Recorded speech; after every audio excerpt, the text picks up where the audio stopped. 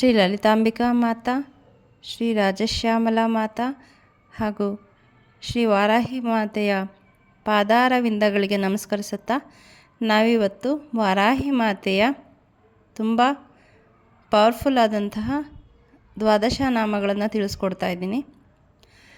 ಈ ತಾಯಿಯ ಶುಭ ನಾಮಗಳನ್ನು ನೀವು ಹಲವಾರು ವಿಧದಲ್ಲಿ ಪಠಿಸ್ತಾ ತಾಯಿಯ ಕೃಪೆಗೆ ಪಾತ್ರರಾಗಬಹುದು. ಒಂದು ಕುಂಕುಮಾರ್ಚನೆ ಮಾಡೋದ್ರ ಮೂಲಕ ನಿಮ್ಮ ಹತ್ರ ವಾರಾಹಿ ಮಾತೆಯ ಫೋಟೋ ಇದ್ದರೆ ಆ ಫೋಟೋ ಮುಂದೆ ಒಂದು ಚಿಕ್ಕ ಬಟ್ಲನ್ನು ಇಟ್ಟು ಕುಂಕುಮಾರ್ಚನೆ ಮಾಡಬಹುದು. ಅಥವಾ ಶ್ರೀಮೇರಿ ಯಂತ್ರ ಇದ್ದರೆ ಶ್ರೀಮೇರಿ ಯಂತ್ರಕ್ಕೆ ತಾಯಿಯ ಈ ಶುಭನಾಮಗಳನ್ನು ಹೇಳ್ತಾ ಕುಂಕುಮಾರ್ಚನೆ ಮಾಡಬಹುದು.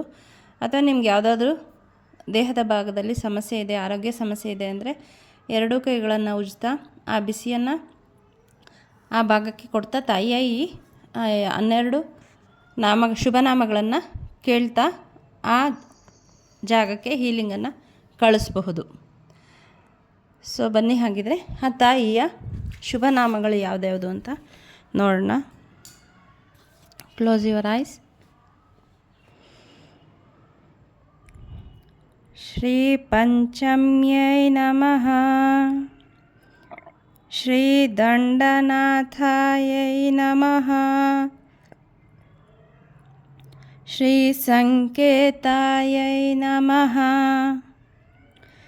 ಶ್ರೀ ಸಮಯೇಶ್ವರ್ಯೈ ನಮಃ. ಶ್ರೀ ಸಮಯ ಸಂಕೇತಾಯೈ ನಮಃ. ಶ್ರೀ ವಾರಾಹ್ಯೈ ನಮಃ. ಶ್ರೀ ಪೌತ್ರಿಣ್ಯೈ ನಮಃ. ಶ್ರೀ ಶಿವಾಯೈ ನಮಃ. ಶ್ರೀ ವಾರ್ತಾಳ್ಯೈ ನಮಃ. ಶ್ರೀ ಮಹಾಸೇನಾಯೈ ನಮಃ. ಶ್ರೀ ಆಜ್ಞಾಚಕ್ರೇಶ್ವರ್ಯೈ ನಮಃ. ಶ್ರೀ ಅರಿಜ್ಞೈ ನಮಃ. ಶ್ರೀ ಮಾತ್ರೇ ನಮಃ.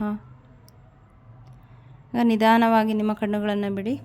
ನೀವು ಕುಂಕುಮಾರ್ಚನೆ ಮಾಡಿದರೆ ಈಗ ಕುಂಕುಮ ತಾಯಿಯ ಶುಭನಾಮಗಳಿಂದ ಎನರ್ಜೈಸ್ ಆಗಿದೆ, ಅದಕ್ಕೆ ತುಂಬ ಶಕ್ತಿ ಬಂದಿದೆ. ನೀವು ಈ ನೀರನ್ನು ಈ ಕುಂಕುಮವನ್ನು ಒಂದು ಚಿಟಿಕೆ ತಗೊಂಡು ಒಂದು ಸ್ಪ್ರೇ ಬಾಟಲಲ್ಲಿ ಹಾಕಿ ನೀರು ಹಾಕಿ ಈ ಮನೆ ಸುತ್ತ ನೀವು ಚಿಮ್ಕಿಸ್ಕೊಂಡು ಬಂದರೆ ಮನೆಯಲ್ಲಿರೋಂತಹ ಎಲ್ಲ ನೆಗೆಟಿವ್ ಎನರ್ಜಿ ಮನೆಯಿಂದ ಹೊರ ಹೋಗುತ್ತೆ.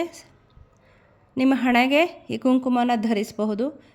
ಮತ್ತು ನೀವು ಸ್ನಾನ ಮಾಡುವಾಗ ಒಂದು ಚಿಟಿಕೆ ಕುಂಕುಮವನ್ನು ಅದರಲ್ಲಿ ಹಾಕಿ ನೀವು ಸ್ನಾನ ಮಾಡೋದ್ರಿಂದ ಕೂಡ ನಿಮ್ಮ ಬಾಡಿಯಲ್ಲಿರೋಂತಹ ಅನ್ವಾಂಟೆಡ್ ಎನರ್ಜಿ ನಿಮ್ಮನ್ನು ಬಿಟ್ಟು ಹೋಗುತ್ತೆ. ಸೊ ಇದನ್ನು ಹಲವಾರು ರೀತಿಯಲ್ಲಿ ಬಳಸಬಹುದು. ಪ್ರತಿನಿತ್ಯ ತಾಯಿಯ ಈ ಶುಭನಾಮಗಳನ್ನು ಹೇಳ್ತಾ ಬನ್ನಿ. ಆ ತಾಯಿಯ ಕೃಪೆಗೆ ಪಾತ್ರರಾಗಿ.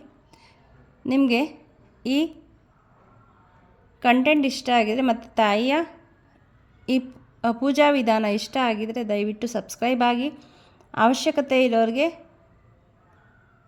ಈ ವಿಡಿಯೋನ ಶೇರ್ ಮಾಡಿ, ಲೈಕ್ ಮಾಡಿ, ಸಬ್ಸ್ಕ್ರೈಬ್ ಖಂಡಿತ ಮರೆಯದೆ ಮಾಡಿ ಅಂತ ಹೇಳ್ತಾ ನಾನು ಈ ವಿಡಿಯೋನ ಇಲ್ಲಿಗೆ ಮುಗಿಸ್ತಾ ಇದ್ದೀನಿ.